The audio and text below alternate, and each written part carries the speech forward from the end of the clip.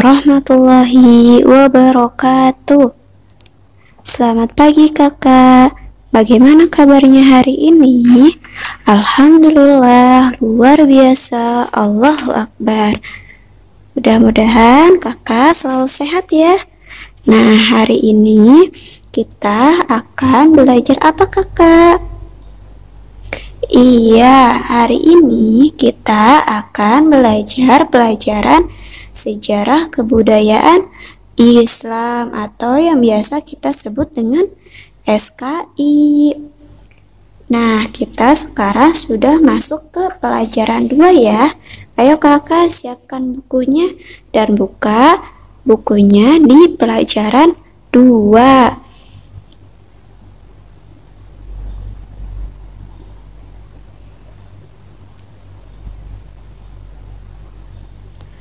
Di pelajaran 2 ini kita akan membahas tentang apa? Tentang mata pencarian masyarakat Arab sebelum kedatangan Islam. Sebelum kedatangan Islam, masyarakat Arab ini memiliki berbagai macam pekerjaan ya kak. Nah, salah satunya yaitu ada berdagang. Sama ya kak, seperti halnya Nabi Muhammad. Tapi ada yang membedakan nih, apakah cara berdagang atau cara bekerja masyarakat Arab ini sudah sesuai dengan tuntunan Nabi Muhammad belum ya? Nah, maka dari itu, ayo kak kita cari di pelajaran SKI ini.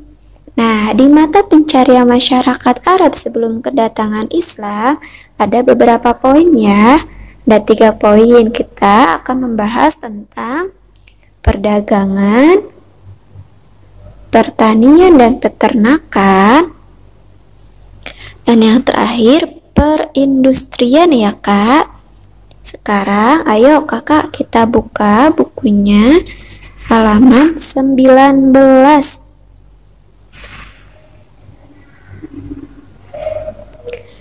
Nah, di halaman 19 ini ada perdagangan.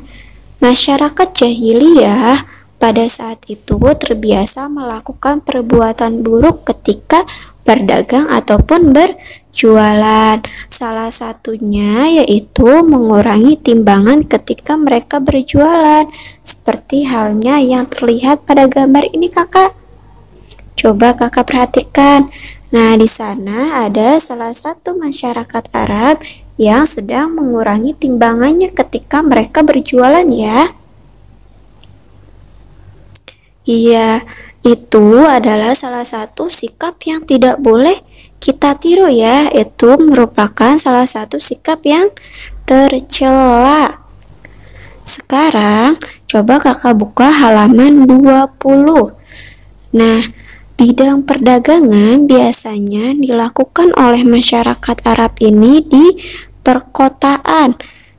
Waktu itu Mekah itu merupakan pusat kota yang banyak dikunjungi oleh masyarakat dari berbagai wilayah, apalagi ketika menjelang musim haji.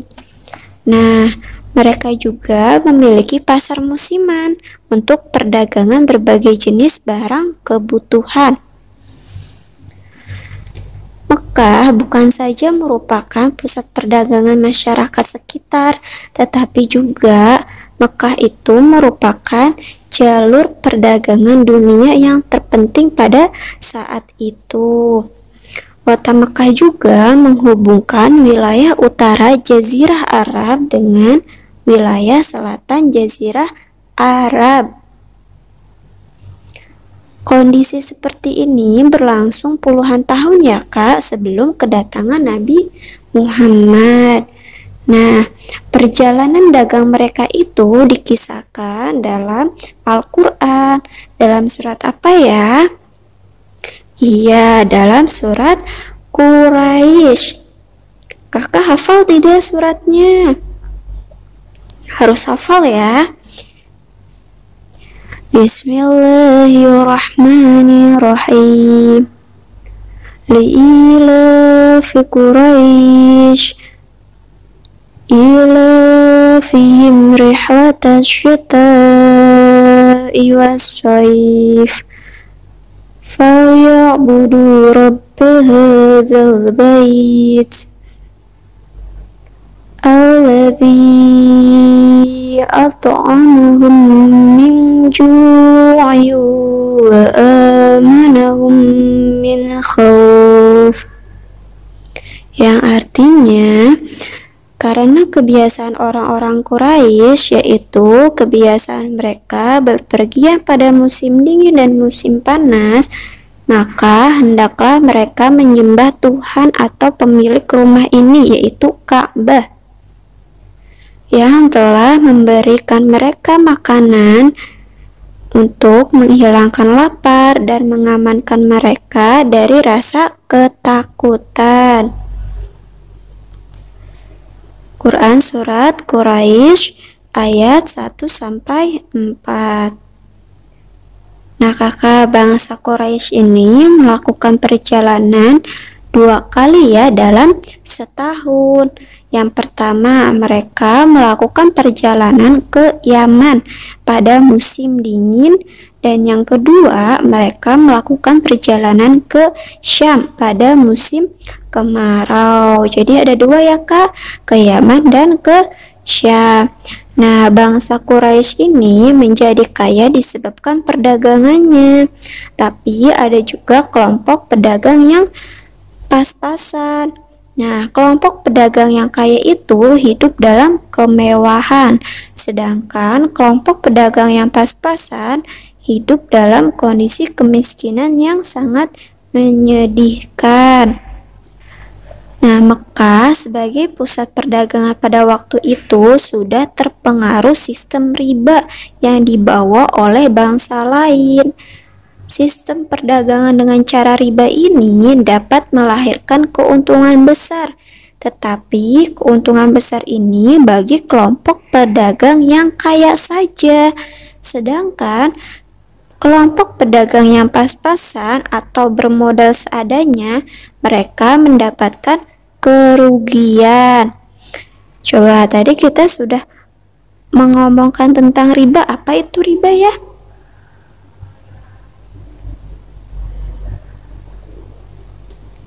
Nah, riba itu berasal dari bahasa Arab yang artinya ziyadah atau tambahan. Sekarang coba kakak buka lagi halaman 22.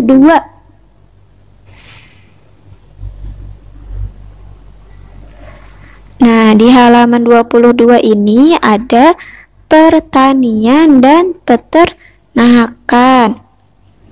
Di bidang pertanian dan peternakan biasanya dapat ditemukan di wilayah yang subur di Jazirah Arab. Wilayahnya ada wilayah apa aja? Ada Yaman, Taif, daerah utara, dan sebagian lahan pertanian Hijaz, pertengahan Jazirah Arab, serta di Madinah dan sekitarnya. Nah kakak, tanah yang subur dan sumber air yang banyak itu merupakan faktor utama masyarakat Arab melakukan kegiatan ekonomi dalam bidang pertanian dan peternakan pada waktu itu. Karena apa? Karena dengan tanah yang subur dan sumber air yang banyak, pertaniannya dan peternakannya akan berjalan dengan lancar. Nah, salah satu hasil pertanian yang penting di Madinah ada kurma dan gandum. Itu 2 hasil pertanian yang terpenting ya di Madinah. Iya, mereka bertani dan berternak itu menggunakan alat-alat yang sederhana pada saat itu. Nah, mereka menggembala dan berternak binatang itu merupakan kegiatan pendukung dalam bidang pertanian. Kenapa pendukung? Karena pada saat itu petani membutuhkan hewan untuk bertani di ladang. Contohnya kak, seperti halnya sawah ya. Pada zaman itu, ketika itu petani itu membutuhkan hewan. Kerbau itu untuk membajak sawah. Kalau sekarang kebanyakan kita menggunakan alat ya untuk membajak sawah. Iya. Selanjutnya kakak perhatikan yang bawahnya. Di sana ada perindustrian. Nah, di bidang perindustrian ini sangat terbatas bagi kalangan masyarakat Arab yang memiliki status sosial ekonomi yang sangat rendah. Nah, mayoritas masyarakat Arab atau kebanyakan dari masyarakat Arab yang bekerja di bidang industri ini adalah budak dan orang-orang Yahudi. Pekerjaan dalam bidang perindustrian ini pada waktu itu ada apa saja? Ada tukang besi, tukang kayu, pertenunan, penjahitan ya Kak, dan pembuatan senjata. Pembuatan senjatanya seperti apa? Ada pedang atau golok ya Kak. Nah, masyarakat Arab pada zaman itu kebanyakan hidup mereka dalam keadaan miskin. Mereka itu seringkali merampas harta di antara mereka, saling merampas harta, saling mencuri. Nah, bahkan mereka ada nih yang tidak mau memberikan nafkah kepada anaknya sendiri. Karena apa? Karena mereka takut miskin. Nauzubillah ya Kak, kita jangan sampai seperti itu. Nah, mungkin pembelajaran dari Ibu cukup sampai di sini aja ya Kak hari ini. Hari ini Ibu tidak memberikan tugas kepada Kakak. Kakak tetap harus menjaga kesehatan dan kebersihan ya Kak. Cukup sekian dari Ibu. Terima kasih Kakak. Wassalamualaikum warahmatullahi wabarakatuh.